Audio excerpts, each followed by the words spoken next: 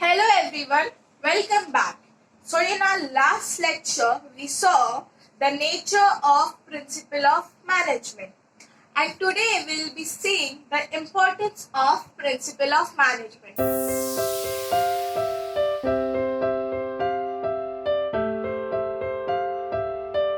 तो बच्चों, हम लोग ने लास्ट वीडियो में nature of principle of management पढ़ा और आज हम पढ़ेंगे कि उसका इम्पोर्टेंस क्या है. Why this principles are been used in organisation. We will be seeing that in today's lecture. तो let's start. The first importance is it provides useful insight to manager. So students, what do you mean by insight? Insight का मतलब है to gain accurate and deep understanding. मतलब कोई भी चीज का accurate मतलब अच्छा नॉलेज और deep knowledge या deep understanding रहना, उसको हम लोग बोलते हैं insight. So this principles of management helps a manager to understand what is going on in the organization. मतलब whatever there is situation or any problems, with the help of this principle, a manager can understand the situation that is going on in the organization. Or this principle also helps a manager to solve the problems that are going in the organization. तो जो भी principles है management के, तो वो एक manager को guidelines देते हैं कि ऐसे ऐसे करो, इससे आपका प्रॉब्लम सॉल्व हो जाएगा. या जो भी सिचुएशन ऑर्गेनाइजेशन में चल रहा है, उसके वजह से एक मैनेजर को जो इस प्रिंसिपल्स की वजह से एक मैनेजर को समझता है कि ऑर्गेनाइजेशन में कैसे सिचुएशन को हैंडल करना चाहिए. इसके लिए हम लोग क्या बोलते हैं कि ये जो भी प्रिंसिपल है, ये मैनेजर को डीप अंडरस्टैंडिंग देता है. Our next point is it is helpful in efficient utilization of resources. Efficient utilization of resources means using your resources at optimal level and reducing the wastage of the organization. So in every organization, students, there are two types of resources: your physical resource and your human resource. तो physical resources में क्या क्या आता है बच्चों? Physical resources में company का material आ जाता है, मनी आ जाता है, मशीन्स आ जाता है, वर्क प्लेस आ जाता है, जो भी थिंग्स है या मटेरियल्स है, तो वो सब आ जाता है फिजिकल रिसोर्सेज में. Whereas in human resources में क्या आता है बच्चों कि जो भी कंपनीज के एम्प्लॉयज है, वो सब आ जाता है ह्यूमन रिसोर्सेज में. तो ये जो दोनों रिसोर्सेज है, इसका हम लोग प्रॉपर यूज करते हैं, तब हम लोग क्या बोलते हैं? Proper utilization of resources. So this management principles helps a manager to utilize these resources to an optimal level and to reduce the wastages of the organization. Due to this, it increases the productivity of organization. तो ये principles की वजह से क्या होता है? ये principal एक मैनेजर को ऐसा गाइड करता है कि जिसके वजह से ये जो रिसोर्सेज है ऑर्गेनाइजेशन के, ये प्रॉपर्ली यूज कर पाता है और वहाँ पर हम वेस्टेज कम कर देते हैं. जैसे कि अगर हम लोग ने एग्जांपल लिया कि हम लोग ने अच्छे मशीन्स लाए ऑर्गेनाइजेशन में, और अगर अच्छे मशीन्स रहेंगे तो वो प्रोडक्ट भी हाई क्वालिटी देंगे. अच्छे मशीन्स की वजह से हम लोग को हाई क्वालिटी प्रोडक्ट भी मिला और उसके वजह से it also increases the efficiency of human resources. तो ह्यूमन रिसोर्सेज भी अच्छे से काम करता है.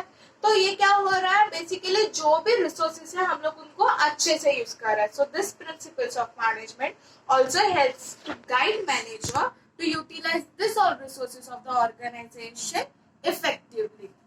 Our next point is scientific decision.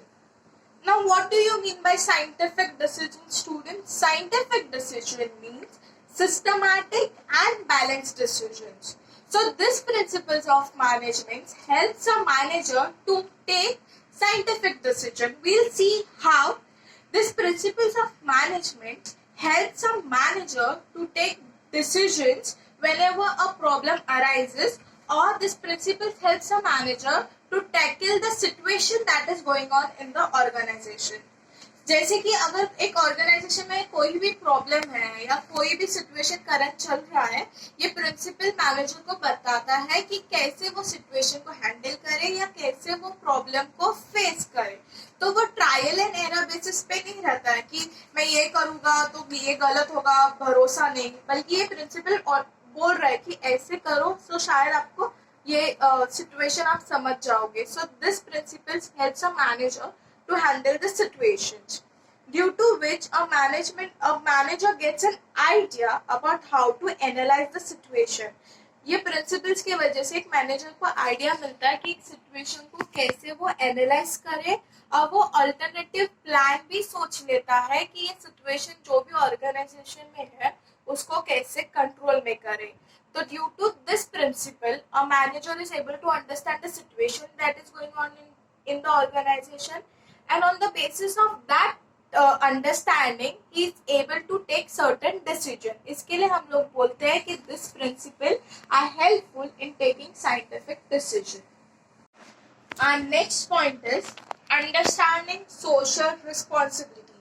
So students, what is social responsibility? Social responsibility is nothing but your responsibility towards the society. जैसे कि आप बड़े हो जाओगे तो आपको आपके पेरेंट्स को देखना है, प्लस अभी आपको we have certain responsibility towards environment. हम लोग का जो भी आजू बाजू का एनवायरनमेंट है हम लोग को क्लीन रखना पड़ता है. So this is our responsibility towards society, right. Similarly organisation has certain responsibility towards its society. तो जो भी ऑर्गेनाइजेशन है उनका भी कुछ रिस्पॉन्सिबिलिटी है सोसाइटी के लिए.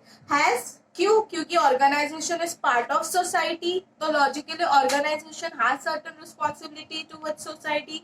तो उनके सोसाइटी में कौन कौन आता है? गवर्नमेंट आता है, कस्टमर्स आता है, एम्प्लॉइज आता है, शेयर होल्डर्स आते हैं. तो ये सबको लेके एक ऑर्गेनाइजेशन का रिस्पॉन्सिबिलिटी रहता है. In modern world, more emphasis is given on social responsibility. आज के जमाने में ज्यादा इम्पोर्टेंस सोशल रिस्पॉन्सिबिलिटी को दिया जाता है. So for a company, profit making should not only be the motive, but a company should also equally discuss certain social responsibility. तो एक कंपनी के लिए खाली प्रॉफिट बनाना या प्रॉफिट कमाना ये ही मोटिव नहीं रहना चाहिए.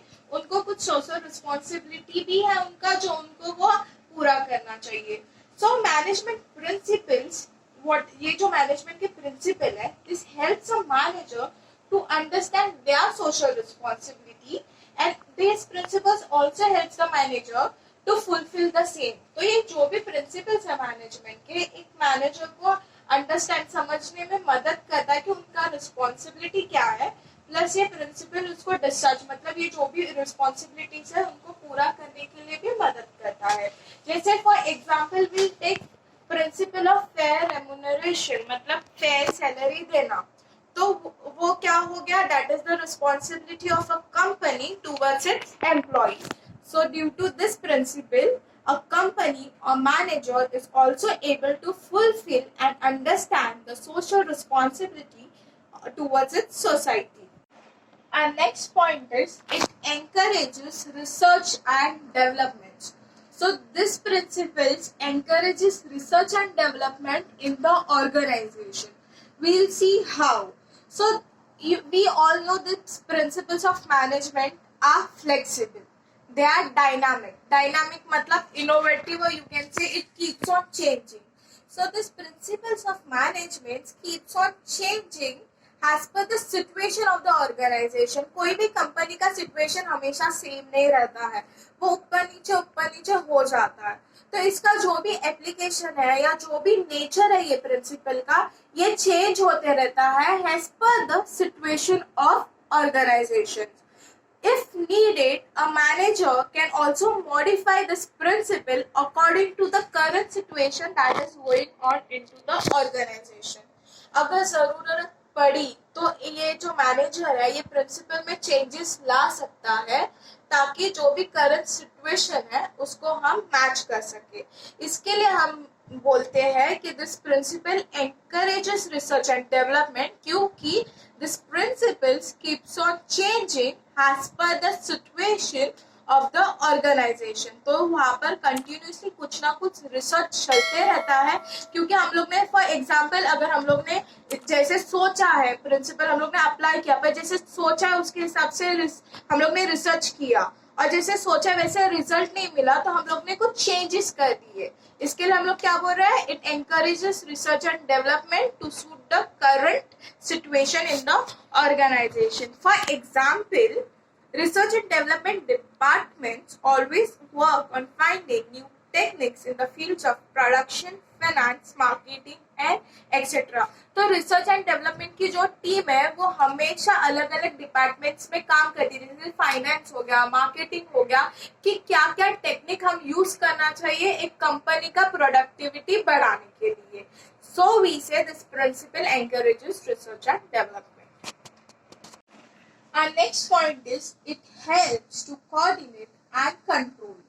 So this principles helps a manager to coordinate and control all the activities in the organization.